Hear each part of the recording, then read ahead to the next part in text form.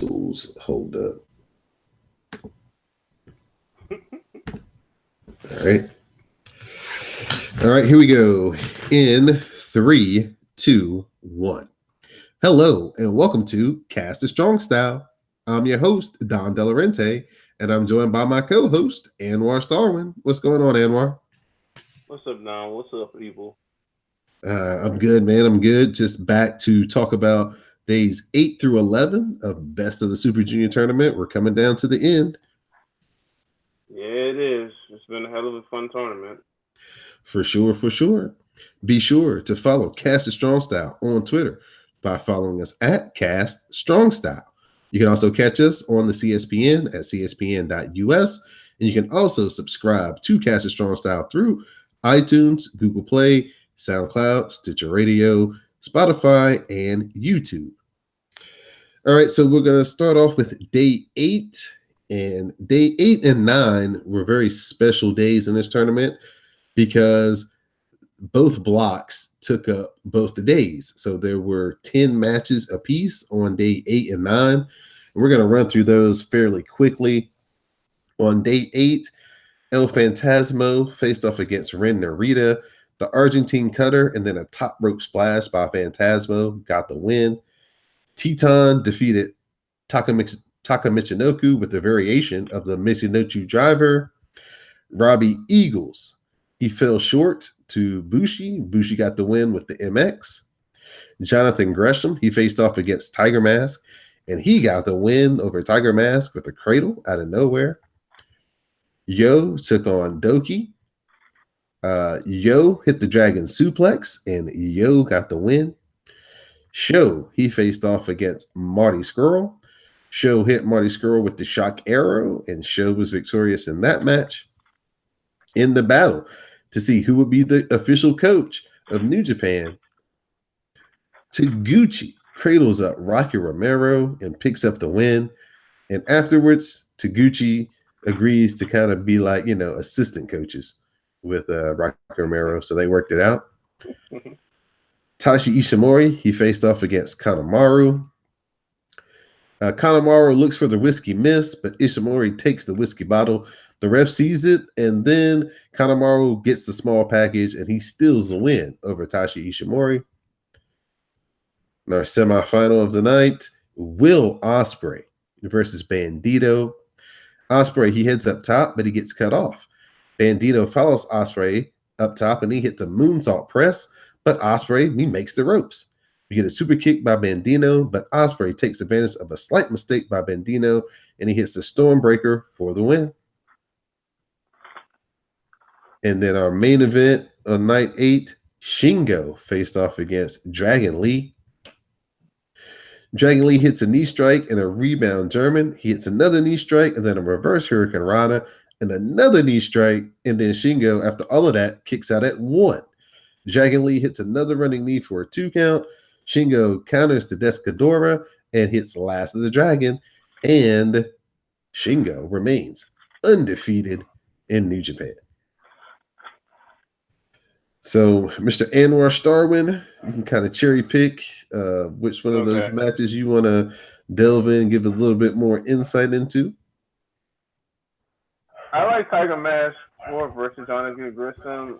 Tiger Mask had him and looked done, but he held on to get the win.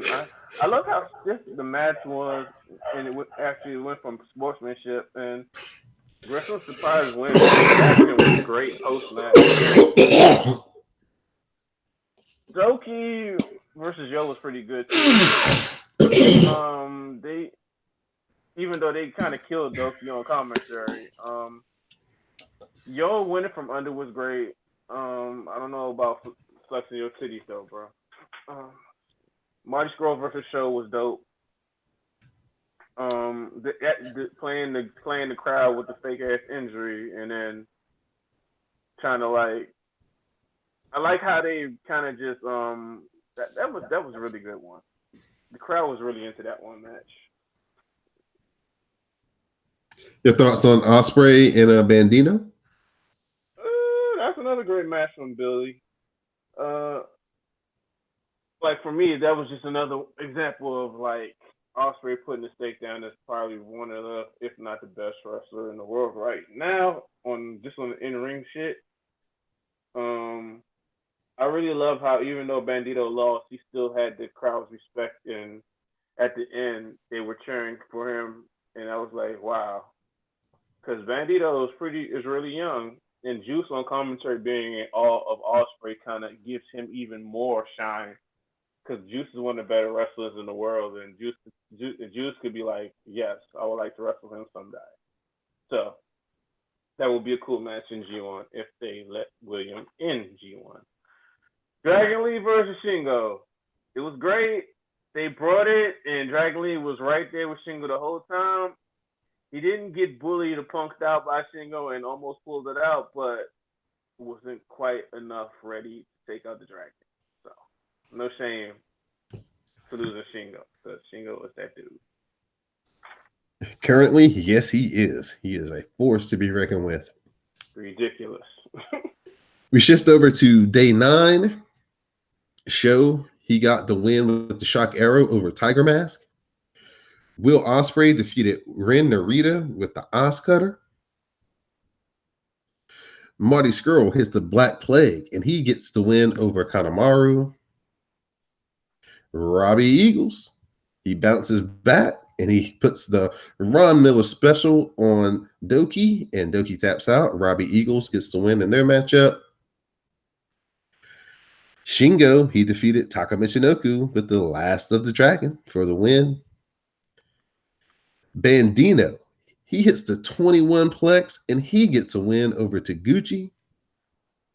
In a match that I really liked, Taiji Ishimori, he connected with the Bloody Cross to defeat Jonathan Gresham. Bushi, he hits the MX, and he picks up the win over Yo. Dragon Lee versus Teton. The Descador is countered, and Teton hits the Samoan drive before a 2 count. We get a knee strike by Dragon Lee, and a brainbuster follows for another 2 count. We get a knee strike and reverse Rana, and another knee strike, and that gets a 2 count. And then Dragon Lee gets the win when he hits Descadora over Teton. And then a match that came out of nowhere for its high quality. Rocky Romero puts the armbar submission onto El Phantasmo, and Rocky Romero picks up the win. What an emotional scene to end night 9 as Rocky Romero got an upset victory over El Phantasmo in the main event. I don't know if we could say it's that surprising with Rocky at this point in time after what he's been doing throughout this tournament. You already had a great match with Ospreay. This is just another example of that. And the storytelling that they did in the ring and with the crowd's reception or reaction to it was pretty great too, as well as just like it's like at that point in time, you're like, there's no way Rocky beats Alpha Tasmo, but he did, and through beating him, opened up a lane for his fellow Chaos stablemate to actually win the block. So they helped each other, even though they're not necessarily helping each other trying to do that, but it works out.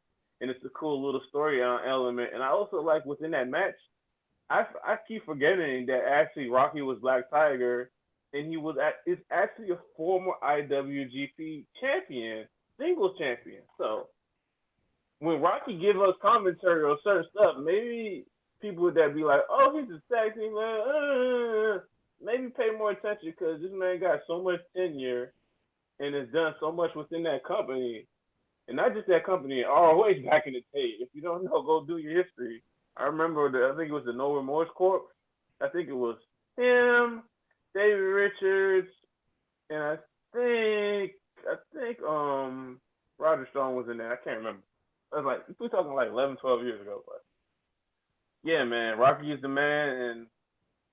And I dug Dragon Lee versus Teton. It felt like he was at home versus Dragon Lee, like unlike anybody else, because they could work the similar styles. And when you work with people that know you and they're friends, you can get some of the best stuff. And it showed through on that match.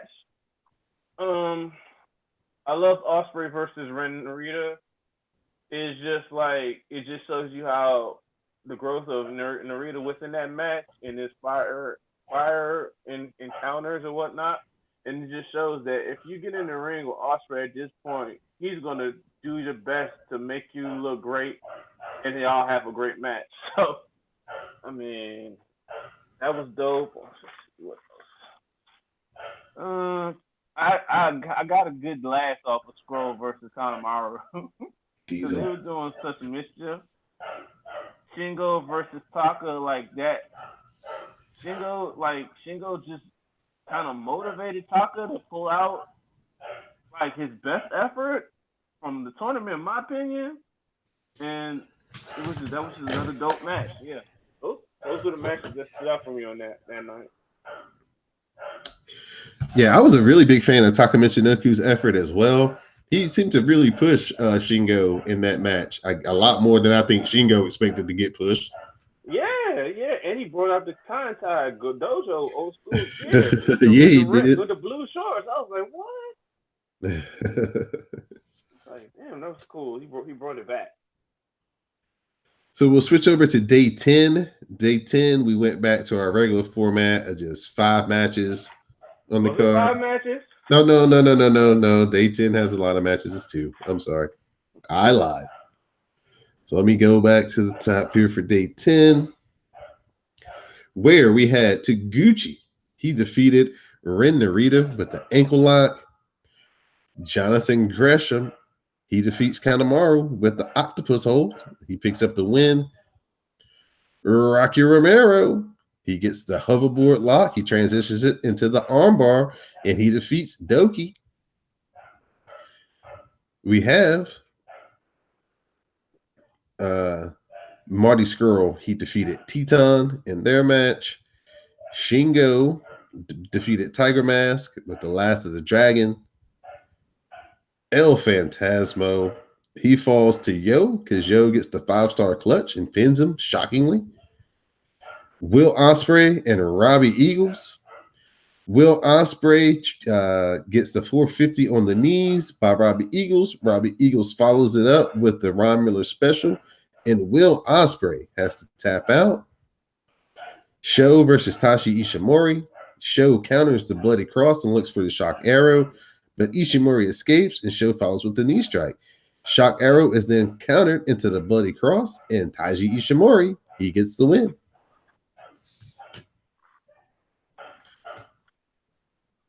Standouts for you in day 10? Okay. Well, did El Phantasmo fight Yo on that card? That was yes. Okay. Nah, my notes are all over the place.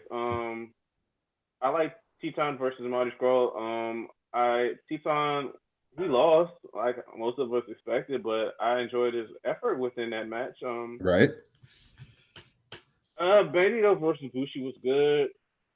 I was surprised at how hot Bushi is getting it lately in this tournament. It's like he started off with taking L's, and then he's just been on fucking fire lately. Shingo versus Tiger Mask 4 was dope because he actually made you think that Tiger Mask could actually beat him. And I like how Tiger used that possum shit on him at the start of the match, and was keep using strategy, crafty shit on him. But he still lost, but it was still dope. I just enjoyed El Phantasmo losing to Yo because he was being a fucking dickhead, and then being a dickhead backfired on him. So he lost to 2/3 of Hungy 3K in back-to-back nights. Couldn't happen to a better guy. Robbie Eagles versus Ospreay was everything I expected, and I probably will go out of my way to look up their 2017 and 2018 singles matches.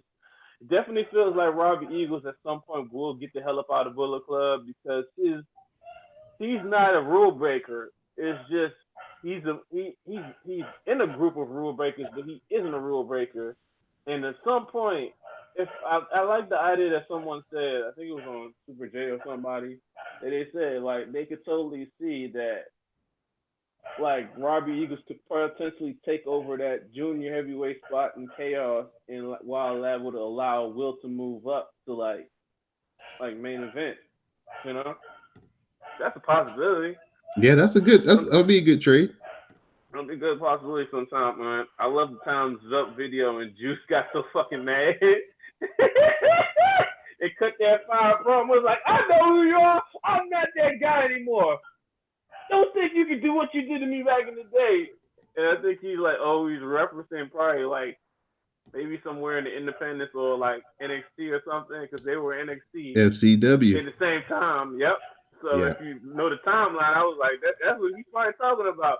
I'm not that guy no more. You think I'm gonna be easy, and I'm nope. And for people that don't know, the dude that was with the videos fucking with Juice, it's Moxley. Yep. Moxley Mama. out here, man. Moxley out here living his best life, fucking with people, running up on Kenny Omega and Chris Jericho after a match and whooping their ass. He having a great week, bro. Yeah, man. He's doing it big. He's let's see, he was the biggest surprise at All In. Yep. Then it was revealed that he's going to be the mystery man in all the vignettes. And then he went on Chris Jericho's podcast and totally told everybody what we've probably been thinking, but he confirmed it for us that Vince McMahon is old and he has lost his creative fastball. Yeah, man. So those were the standout matches of that night for me. All right, so now we move on to night 11, where Marty Scurll defeated Taka Michinoku due to forfeit because Taka Michinoku injured his foot and he is going to be out for the rest of the tournament. So hopefully he gets well soon. Show versus Teton. Teton hits a Hurricane Rana and a cradle for a 2 count. Teton rolls for an armbar. Show fights and makes the ropes. We get a super kick by Teton, but Show hits a power driver for a 2. Show hits the shock arrow, and Show gets the win. Taiji Ishimori, he faced off against Tiger Mask. Tiger Mask fights off the Bloody Cross. He hits knee strikes and then gets the crucifix for a 2 count. Ishimori follows with knee strikes and covers for a 2. The LaBelle lock follows, but Tiger Mask rolls. He's still trapped, and Tiger Mask eventually has to tap out as Taiji Ishimori gets the win. Shingo versus Jonathan Gresham. The pumping bomber connects, and it gets a 2 count. Gresham counters Last of the Dragon into a cradle for his own 2 count. Gresham goes back to the arm, and the octopus hole follows. Shingo fights. He gets out of the octopus hole, and he hits the Last of the Dragon, and Shingo gets the win. Dragon Lee, he faced off against Kanemaru. We get a knee strike by Dragon Lee for 2. Dragon Lee takes out Taichi. He drops the knee pad, and he drills Kanemaru with another knee. And then he hits Desna Kadora, and Dragon Lee gets the win. So before you go in, to give you the updated standings, after 11 days in the A block, is basically down to 2 guys, Shingo Takagi and Taiji Ishimori. Shingo is undefeated at 8-0 in the tournament. Taiji Ishimori is 7-1, and they face each other in the last night of the A block matches. Shingo has 16 points. Taiji Ishimori has 14 points. And then in the B block, as of day 11, it was a 4-way tie between El Phantasmo, Will Ospreay, Taguchi, and Robbie Eagles. They all have 10 points. They all have won 5 matches and lost 2. Phantasmo got the tiebreaker on Eagles and Ospreay. Right. I forgot about like night 10 in like Show versus Taiji Ishimori, which was another awesome match. And I love the shit talking Ishimori did post match about chopping down the giant. It's awesome how they've built up this tournament for these 2 guys to be on this collision course between each other. Oh man, even with Ishimori hurt, I know he's gonna do his damnedest to like have a great match. Oh yeah, I expect nothing less than a barn burner between those 2. Yeah, man, that's gonna be fun to wake up to tomorrow. Yeah, that is. Yeah, I think it is tomorrow. Yeah, that's gonna be fun to walk up to tomorrow. And as because far as they, night they take a 11, break, I think, after tomorrow. I don't know. I don't think so. I think they have a date on June 1st. Okay. I'm not sure though. As far as night 11 matches, I dug Connemara versus Dragon Lee because the heel master shit was making me amusing me. I mean, I kind of like that heel master shirt, so I might get that and do heel shit. Uh, yeah, like that was pretty. I like that match, and I like Shingo versus Grisham. Like Grisham pulled out everything he could, but it was just not enough to take out Shingo. But I like the contrast of styles between both though. It was cool.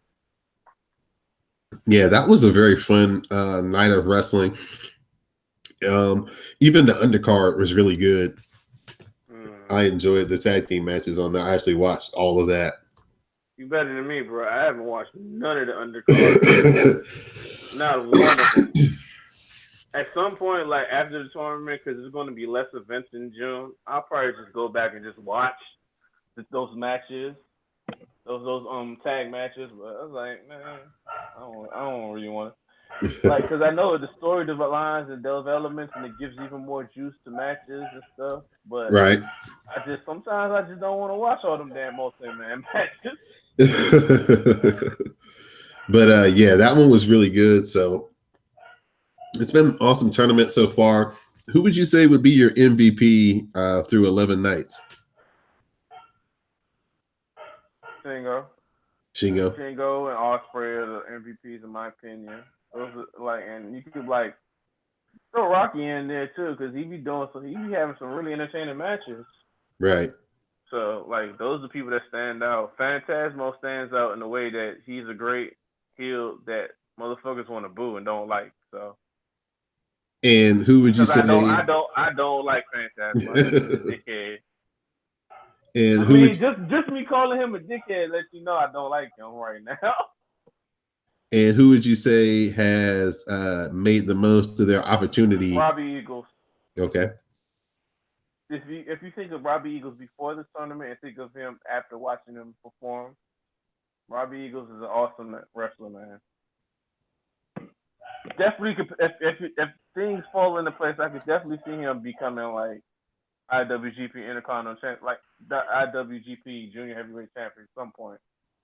I could definitely see him become IWGP Junior Tag Team Champion some days. Probably with Ishimori. That would because they already have experience wrestling with each other. So. Right. That would be a good tag team, and that would be a good spot for them. Well, they got to put tag teams together for the Junior Tag League at the end of the year. Yeah, they were Junior Tag League together last year too. So. Yep. So it's always that's the fun thing about New Japan, the tournaments and the different little kind of offshoot things they do during the year to spice things up. So it's not always just the same redundancy. I really like that. NBA is actually talking about trying to incorporate some kind of mid-season type tournament type stuff going on. Oh wow, that's crazy. Yeah, trying to follow New Japan, man. So at this point, Anwar, anything else you'd like to mention before you go on to your shout outs and thank yous? Nothing. I would say, all right, just look at how New Japan like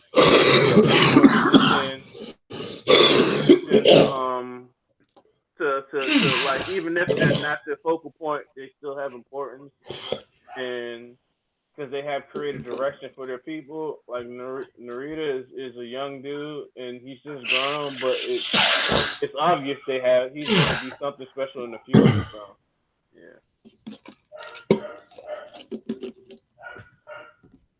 I think Ren Narita has some of the most entertaining matches because the way they structure him, he gets just enough offense where he's not totally fighting from underneath, and the near falls are really good near falls. Yeah, definitely, because you're just waiting for him to win, and he just barely loses. And that overhead belly to belly is an amazing move. Yeah, it is. All right, Anwar, so give the people your shout outs and thank yous. Shout out Jupiter Julep. Shout out Madame Lizette. Shout out What Sleep Though. Stop watching all that WWE. Watch some New Japan Girl. Uh-huh. Shout out to everybody else who's cool and makes wrestling fun. I appreciate y'all, and shout out to Don coming off of the bed like Willis Reed trying to put this podcast out. Because if it wasn't me and I was coughing like that, you would not be getting no podcast this week. I'm a trooper, man. I've got a WrestleCast streak of 238 consecutive weeks to hold up, man. God damn. Iron Man. I see you, Lou Gehrig. Yeah, man. Yeah. So I'd just like to give a shout out to you, Anwar, for being able to jump on and working with me through my sickness to get this recorded. Give a big shout out to Terry's boy, who's up early with us, tweeting and using the hashtag. We definitely appreciate it. Big shout out to Moto. Big shout out to the ladies over on the Forever Young cast. Big shout out to everybody who listens to the WrestleCast in general. We've got merch now over on for the WrestleCast. So teespring.com/stores/CSPN. Pick up I'm a Didi Jonay guy t-shirt or a Rawcast mug or something. Just go buy something, please. Thank you. Check out the Patreon page. Over on the Patreon page this week, you'll be able to hear Anwar give his thoughts on Double or Nothing, what he liked about the event, what he saw from the event. So that's patreon.com/CSPN Media. Sign up to become a Backstage Pass member and get access to the Dark Match and all of our exclusive content over on the Patreon page. And also support our sponsors, Amazon.com. You can also go over there through CSPN.us, buy something for your dad for Father's Day. Some of your purchase will come back to the CSPN to help keep the podcast free each and every week. So there's many ways you can support us, but please support the CSPN, the WrestleCast, and Cast of Strong Style. So for my co-host, Anwar Starwind, I'm your host, Don Delarente, and this has been Cast of Strong Style. Oh, the little puppy is not being cooperative today. Goodness, I'll see if I can get that edited out. I doubt I can. I was trying to turn my mic off as much as possible so we can pick it up, but we'll see if we're in this post in about 10 minutes. Don't they got like things to cover their mouth? Huh? Don't they got like instruments to cover their mouth to prevent them from barking? Yeah, he probably got to go pee, man. He only makes it he only makes noise like that when he's got to go out.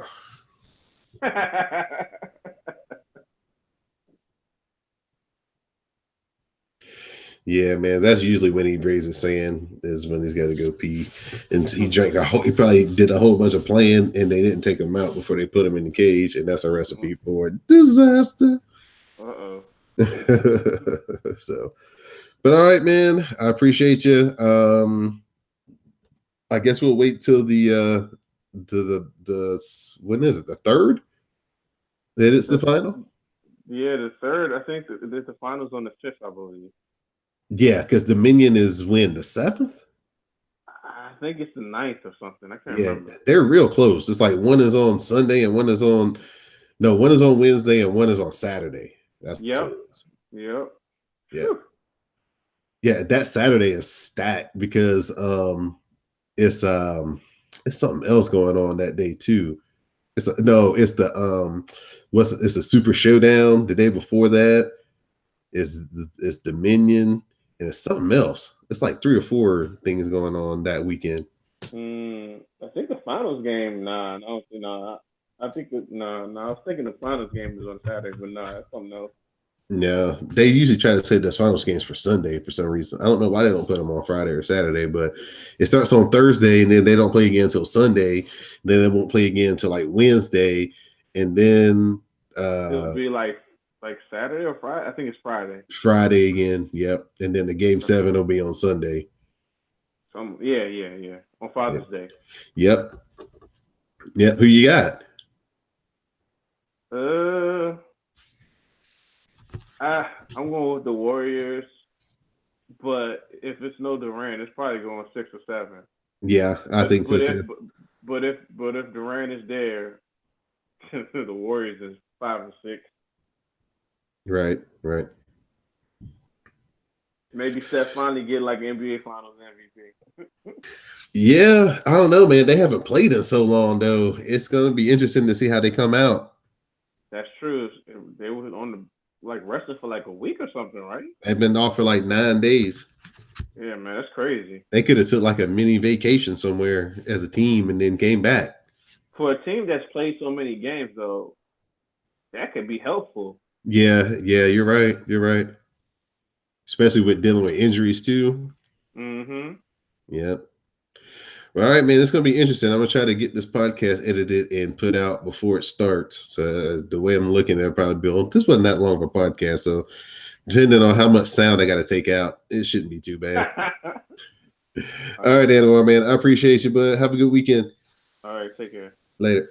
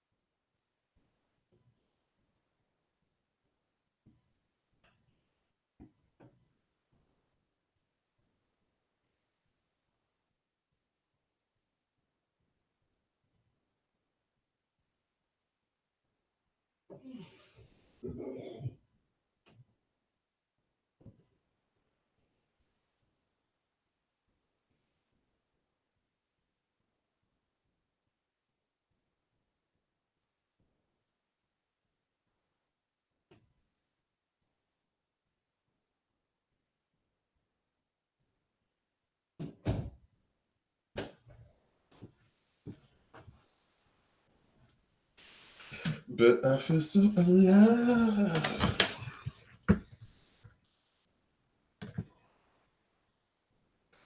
But I'm into it anyway.